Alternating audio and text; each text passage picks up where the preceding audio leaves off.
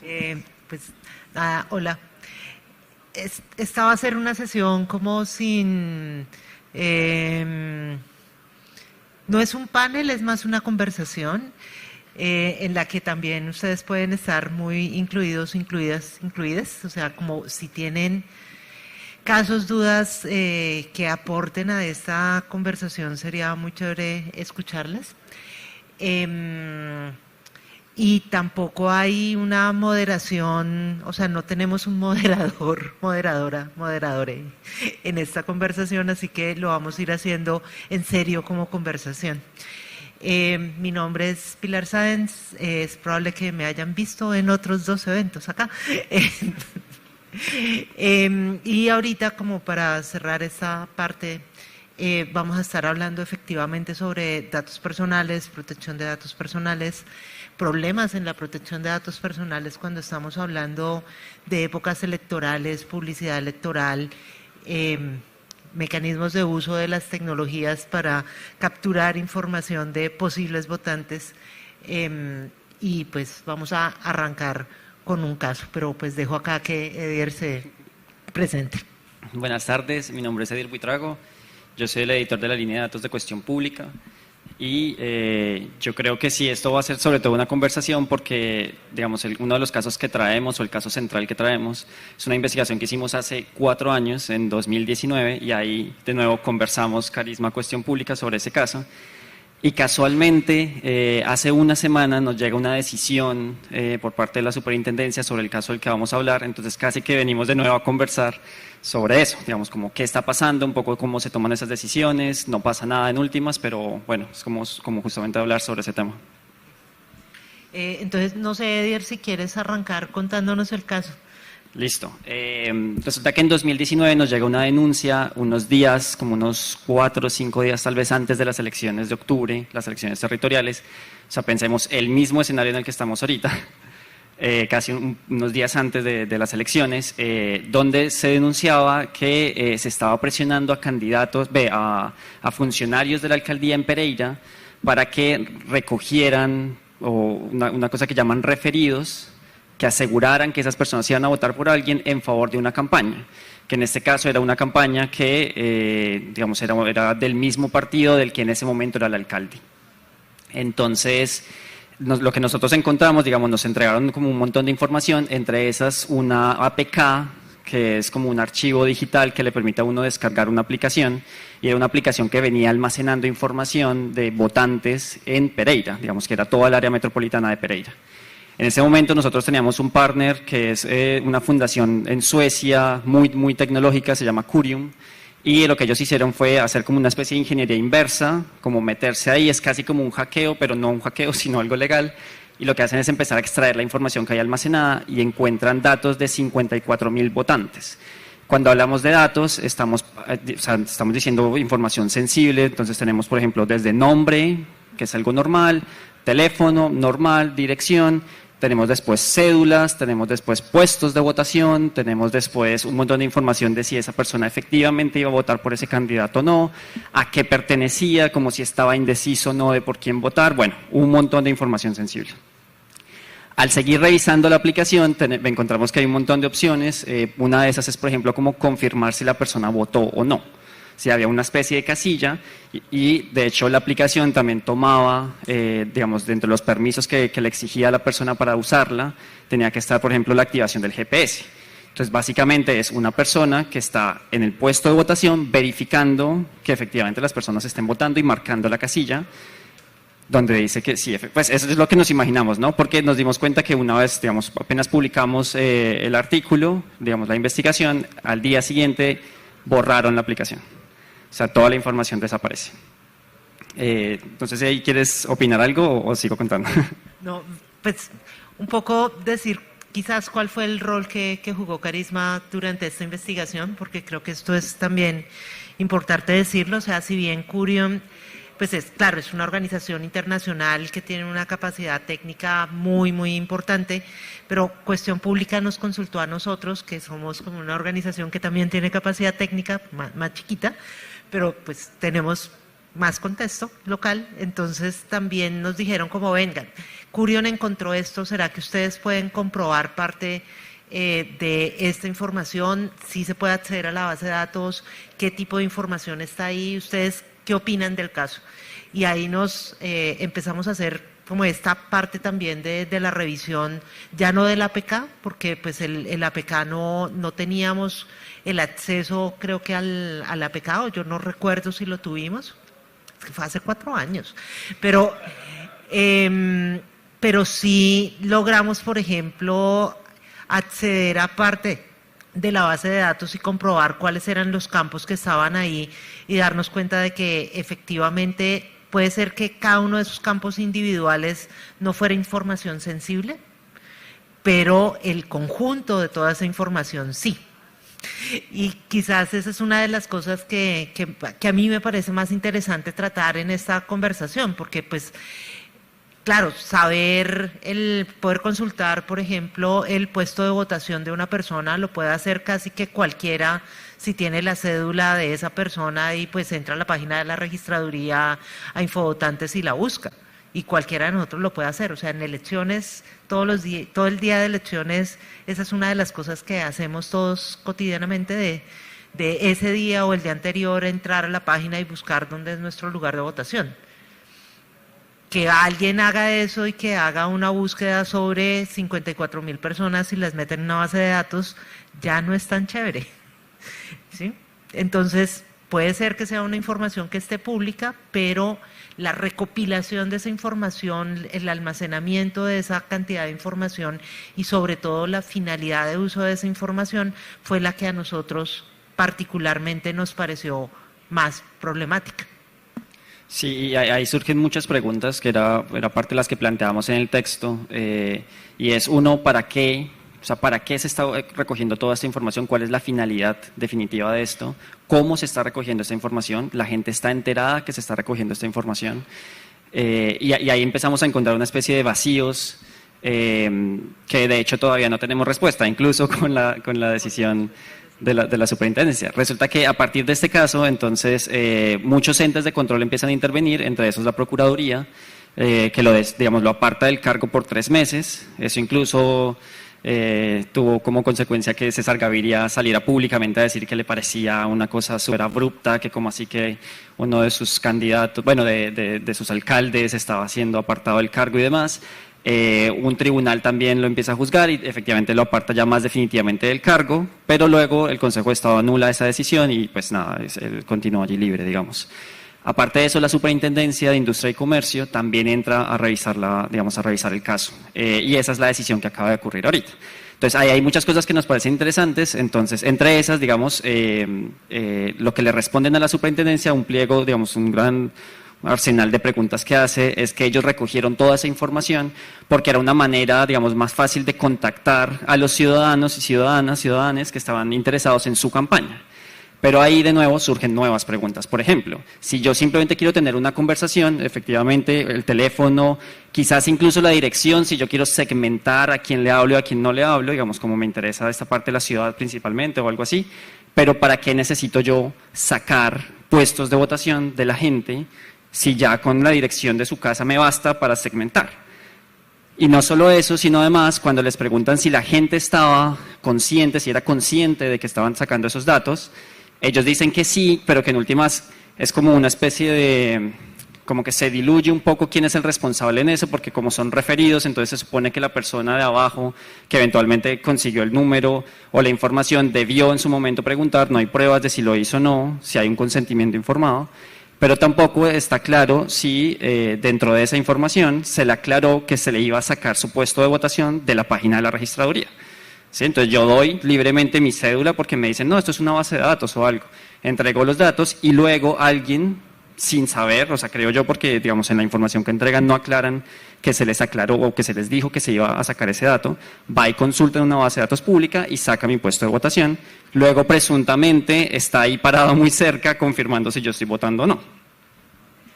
Ahora, creo que es importante en este punto, porque, claro, cuando uno escucha una base de 54,000 personas con esta información, si alguien de ustedes votaba en Pereira, lo primero que uno dice, ¿será que yo estoy ahí? Y es precisamente esa parte del consentimiento, quizás lo primero que nosotros estamos poniendo en disputa en este tipo de investigaciones. O sea, cuando estamos hablando de datos personales, estamos hablando de información que da referencia sobre una persona, y esa información puede ser sensible o puede ser información pública.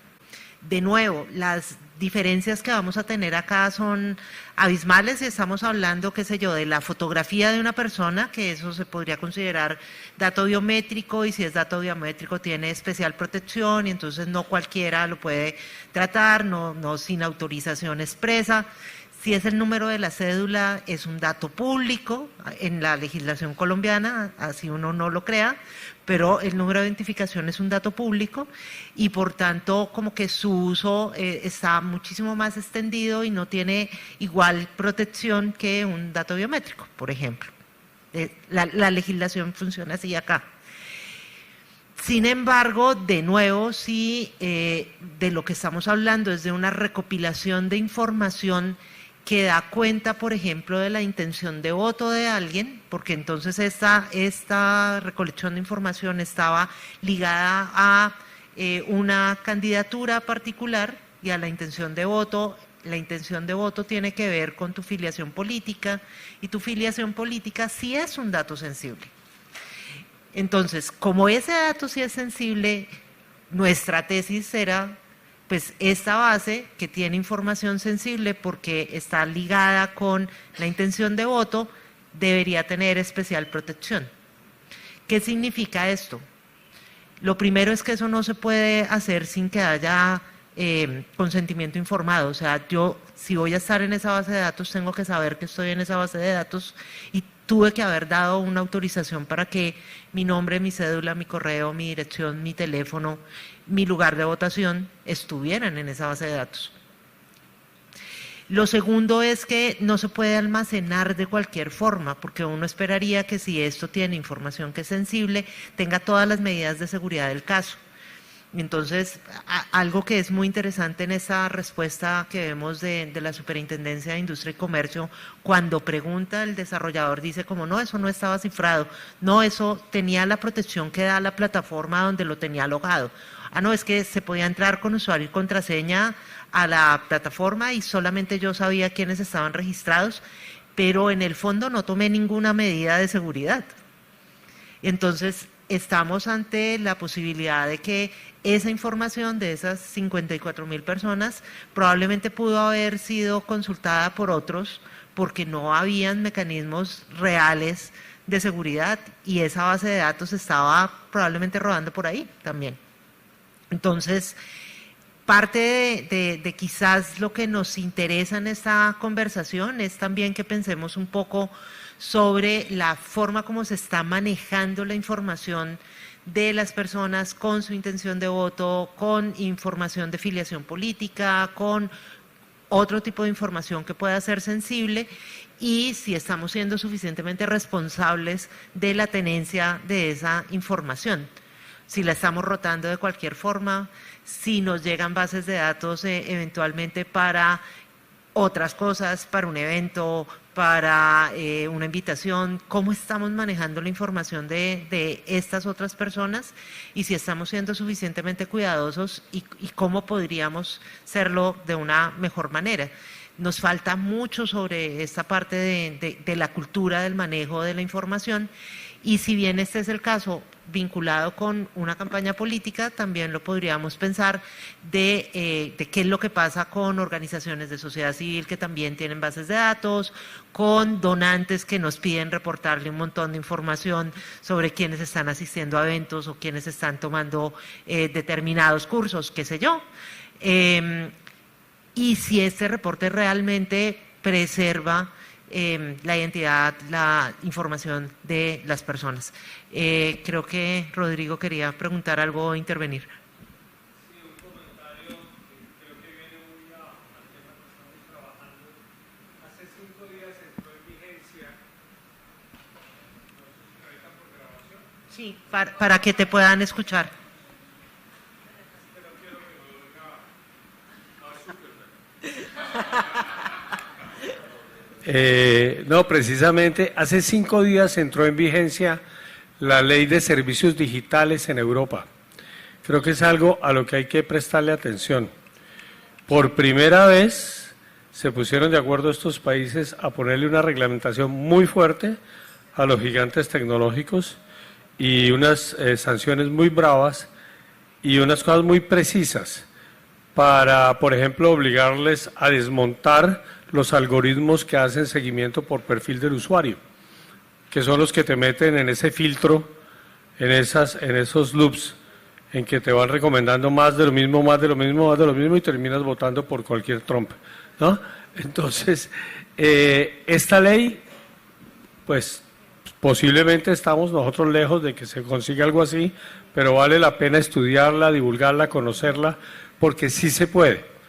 A veces tiene uno la sensación de que somos absolutamente impotentes frente a estas dinámicas tecnológicas, frente a esto que nos tienen chequeados por todo lado, que uno mira, no sé, busca unos audífonos y al momentico le llegan 15, ¿no? Sí es posible, o sea, no hay tanta impunidad. Sí, yo creo que ahí también, sobre lo que dice, creo que puede ser muy relevante, es uno cómo puede salirse de estas bases de datos, ¿no? Porque puede que eventualmente haya dicho, sí, tal vez me interesa, como porque seguro le dicen eso para que le llegue publicidad de la campaña y ya, ¿no? No sé qué van a ir a rastrear si estoy votando, no y cuándo y demás. Y sentimos que eso en el caso, por lo menos, de esta aplicación que se llama Contacto, tampoco estaba claro. Digamos, no, ellos dicen y ahí especifican cómo era el protocolo en caso de que alguien solicitara salirse, pero nunca es claro si la gente tenía la información y si podía efectivamente o cómo podía efectivamente hacer eso. Hay un dato extra que me gustaría decir sobre esto y es que claro, cuando nosotros empezamos a hacer la investigación nos dimos cuenta que la persona que estaba detrás de la aplicación, quien había hecho la aplicación, había sido contratista de la alcaldía. Y no era un contratista cualquiera, sino que además era la persona que había estado a cargo de actualizar un censo demográfico de la población del área metropolitana de Pereira. Y cuando entonces lo que hacen es revisar la aplicación del censo demográfico, nuestros partners en Suecia revisan esa aplicación, revisan la aplicación electoral y encuentran muchas coincidencias. O sea, se hizo de manera muy, muy similar. Por lo que también queda la duda si eventualmente la información del censo demográfico que se pagó con impuestos, que se pagó con plata pública, fue usada para alimentar la base de datos electoral, ¿sí? Esa es una gran duda que sale y además, le agregaría otro nivel. Hace poco terminamos haciendo otra investigación con CLIP, el Centro Latinoamericano de Investigación Periodística, y ahí nos encontramos con un caso que también es muy similar, que es de un estratega político que se llama Luis David Duque, y él actualmente tiene a su cargo como unas 7 alcaldías, si no estoy mal, 7 elecciones alcaldías. Lo que él nos dice, le empezamos a consultar, nos dice que él supo de esta aplicación de contacto desde mucho antes y que él en realidad fue quien tuvo la idea original de esta aplicación, explicó un poco cómo funcionaba, pero lo interesante del caso es que él ha estado, digamos, detrás de un montón de, digamos, como de otros contratos con instituciones públicas donde se ha hecho perfilamiento de ciudadanos. Entonces a mí me parece muy interesante cómo, por un lado, digamos, desde el sector público se está financiando este tipo de desarrollos tecnológicos como para saber quién está a favor o en contra, o en el otro caso de censos, y cómo todo eso termina luego metido en política de una manera en la que no es tan clara si se están diferenciando bien una cosa de la otra. Listo. Ahora, yo creo que voy a retomar unas de las cosas que estaba diciendo Rodrigo que me parece interesantes y es, Colombia sí tiene una ley de protección de datos. Esta ley de protección de datos es viejita, es de 2011, 2012. Es viejita en el mundo de Internet. Después, muchos años después de que nosotros tuviéramos esta ley, salió el GDPR, que es la ley equivalente de protección de datos europea, que creo que es una de las normas más robustas en términos de protección de datos que tenemos ahorita en el mundo. Y pues Europa es grande y es un actor importante dentro del mundo comercial y dentro del mundo de Internet. Entonces, que existiera esta normativa europea forzó a que hubieran cambios dentro de las plataformas y dentro de la forma como se presenta la información. Entonces, si todos ustedes han tenido que lidiar con este banner que dice, este sitio utiliza cookies, acepta, rechaza, rechacen, o sea, ustedes pueden rechazar, sépanlo, lo pueden hacer, así que pueden decir rechazo, pero este banner realmente empezó a propagarse más o a verse mucho más en el momento en el que entró la normativa europea a funcionar. Y es porque las empresas, si querían poder lograr que sus páginas se vieran en Europa, tenían que cumplir con este reglamento de protección de datos europeo. Entonces, forzosamente tienen que tener este banner y tienen que indicar la finalidad y tienen que tener la posibilidad de que uno se pueda retirar de esas bases de datos o de que uno pueda rechazar que se instalen cookies, ese tipo de cosas. ¿Por qué digo que eso es importante? Porque justo ahorita tenemos proyecto de ley nuevo en esta legislatura que está tratando de actualizar la ley de protección de datos nuestras, incorporando muchas de estas cosas que están en la legislación europea. Entonces, si acá sé que hay organizaciones y hay personas que están interesadas en incidencia en estos temas, entonces este es un gran momento para decir cómo podemos meternos en el tema y podemos incidir efectivamente en esta nueva regulación en Colombia alrededor de datos personales y tratar de poner mayores salvaguardas que nos permitan que no pasen este tipo de abusos. Quizás lo otro, porque ya nos pusieron que teníamos solo 10 minutos, entonces hay un tema adicional que quisiera introducir en esto, y es el papel de la Procuraduría. Porque si bien esta investigación de la que hemos estado hablando, pues la arrancó Cuestión Pública, pero la institución del Estado que le ha estado haciendo seguimiento y de la que 4 años después tuvimos alguna respuesta fue la Superintendencia de Industria y Comercio. Pero parte de esta respuesta nos dice, yo hago la investigación, pero si hay algún tipo de problema sancionatorio en relación con la utilización de recursos públicos o la participación de funcionarios del Estado, yo ya no tengo competencia y esa competencia es de la Procuraduría y se lo pasa a la Procuraduría. Porque esto es muy importante que lo sepamos, porque la Procuraduría, si bien la Superintendencia de Industria y Comercio, la Delegatura de Protección de Datos de la Superintendencia, tiene la posibilidad de hacer investigaciones alrededor de las problemáticas de datos personales y por tanto tiene la posibilidad de investigar este caso. Las sanciones cuando quien hace la violación de esta ley de protección de datos es una entidad del Estado o un funcionario público, el caso no lo sanciona la superintendencia, sino la Procuraduría, y ellos computan las copias para la Procuraduría para que sea la Procuraduría la que termine como este proceso de llegar a una sanción efectiva. Y desafortunadamente en temas de datos personales la superintendencia ha hecho esto de mandarle el caso a la Procuraduría ya muchas veces, muchas decenas de veces, como unas 50 tal vez, y la Procuraduría no ha fallado el primer caso. De hecho, la oficina que está encargada de la Procuraduría de este tema está básicamente desmantelada. Entonces, el problema grande que tenemos en este punto es que si hay abusos sobre bases de datos personales que estén en poder del Estado, quien debería tener la última palabra es la Procuraduría y la Procuraduría no tienen las herramientas para hacerlo. Y eso sí es un problema mayor. Porque pues estamos ante una entidad que no está respondiendo sobre un tema que es su competencia. Entonces igual no le podemos pedir mucho más a la superintendencia, salvo que haga muy bien su investigación, que uno también puede tener dudas o tiene diferencias con los resultados, pero es muchísimo, yendo más allá, el hecho de que no haya una entidad competente, pues nos pone a todos en una posibilidad de vulneración más grande. Sí, que digamos en este caso el papel de la Procuraduría va a ser muy interesante porque digamos de los resultados que encuentra la superintendencia, que nosotros en su momento también habíamos encontrado, es que hay o hubo funcionarios de la alcaldía que estaban en la aplicación.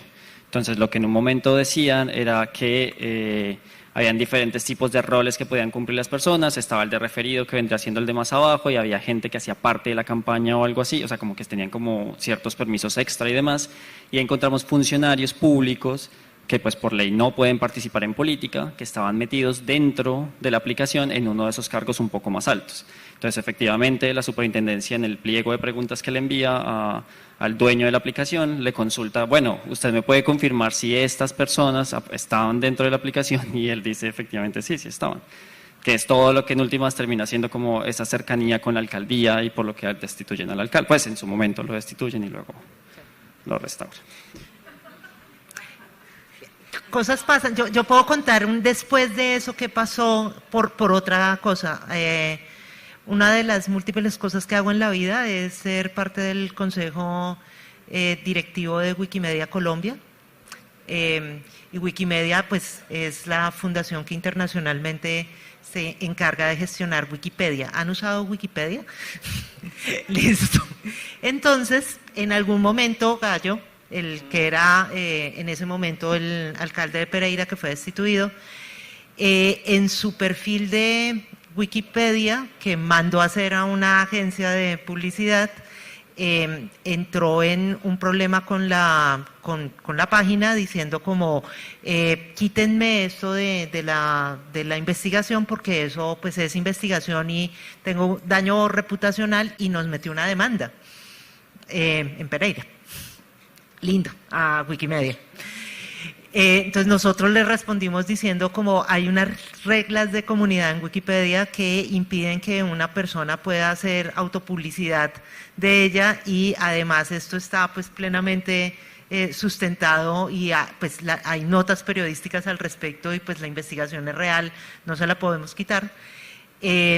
Eso subió a segunda instancia, tribunales, o sea, hemos tenido que pasar como documentos legales por esto también, pero quizás es bueno entender que hay otra cantidad de consecuencias alrededor de lo que implica tener una investigación de este tipo, y también de las necesidades de transparencia hacia la ciudadanía sobre este tipo de casos. Entonces, pues acá solamente como para contar esa otra anécdota, y es que esto termina en otro tipo de proceso judicial por otro tipo de asuntos, pero al final lo que desencadenó esto fue esa aplicación.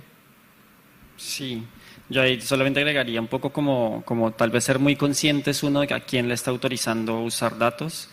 Sobre todo, pues en especial, digamos, en este caso, porque no se sabe si uno autorizó o no, si las personas autorizaron o no, porque además, de hecho, en la respuesta a la superintendencia ellos no adjuntan las pruebas como los pantallazos o las fotocopias de las listas y demás. Y tal vez si le empieza a llegar una información que quizás uno no sabe por qué le está llegando, no se ha suscrito, pues siempre también pues responder diciendo como no, quiero que me saquen de esto. Así como de pronto tal vez ejercer ese derecho que seguramente uno lo pasa por alto muchas veces.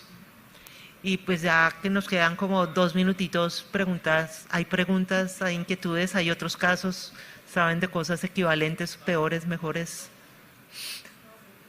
Yo creo que el caso de Aida Merlano también alcanzó a tener como un registro, o sea, como que también estaba muy sofisticado. Sí. De pronto, si alguien lo conoce más. ¿No? ¿Inquietudes? ¿Dudas? Les ha llegado publicidad política no consensuada.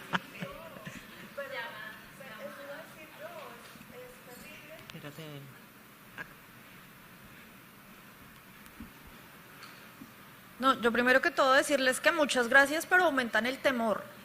O sea, estoy que me pasó un 11:00 mañana, pero más allá de eso, digamos, la otra cara también que va de otra parte, no de la tecnología, sino de la cotidianidad, es también qué pasa con esas bases de datos que recogen, por ejemplo, para la inscripción de candidaturas.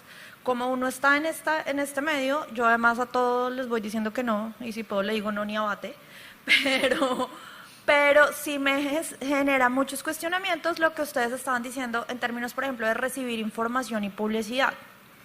Porque a mí me ha pasado personalmente que soy muy consciente que no accedo, estoy hablando de la vida análoga, no digital, a dar mis datos en cualquier parte. Yo siempre soy la que cambia el último número de la cédula y el último del teléfono cuando toca hacerlo, yo soy esa.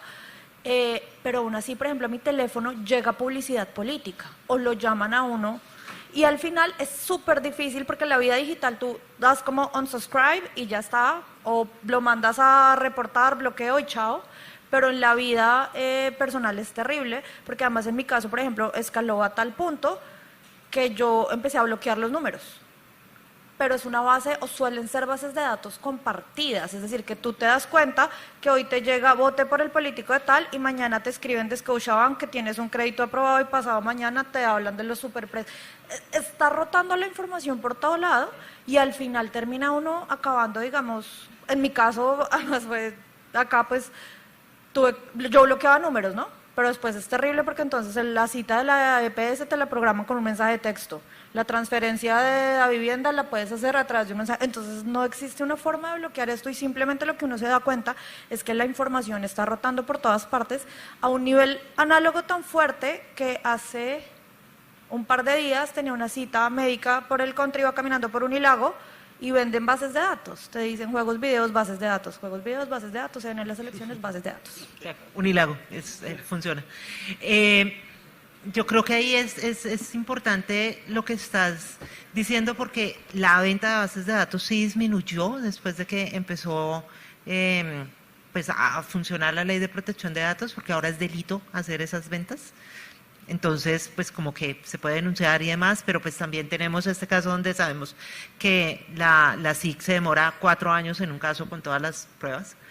Y no es fácil, entonces sí ahí hay como una tarea muy fuerte sobre poder tener mejores medidas de seguridad, poder tener una mejor higiene digital, poder tomar cartas en el asunto uno ya como persona, de no dar información, de saber dónde está metiendo el número de teléfono o el correo y no necesariamente dárselos a todo el mundo por un paquete de papas fritas, pero es difícil porque ese mundo es cada vez más complejo y por eso vuelvo e insisto, no es un papel de que tenga que ser la persona la responsable de esto, sino que necesitamos que hayan responsabilidades de diferente forma, porque esto no puede ser culpa de la víctima y no puede ser la persona la que tenga que tener toda la carga y la responsabilidad. Entonces sí necesitamos instituciones más fuertes, por eso vuelvo e insisto en lo que les decía, este es el momento de poder hacer incidencia política pública porque ahí está la ley y hay una modificación que se cierne de la ley de protección de datos y es el momento también de que podamos hablar de estos temas y que estos temas se conozcan en el legislativo y podamos tener una mejor regulación, probablemente eso pueda servir de algo, pero también necesitamos ser mucho más conscientes socialmente de que eso no puede estar aceptado y que por tanto que los candidatos, candidates adquieran este tipo de bases de datos no debería tener sanción social, porque la legal se puede demorar, pero la social puede estar ahí. Sí, por 2. Listo, creo que ahí ya se nos acabó el tiempo, entonces paramos acá. Muchísimas gracias. Muchísimas gracias.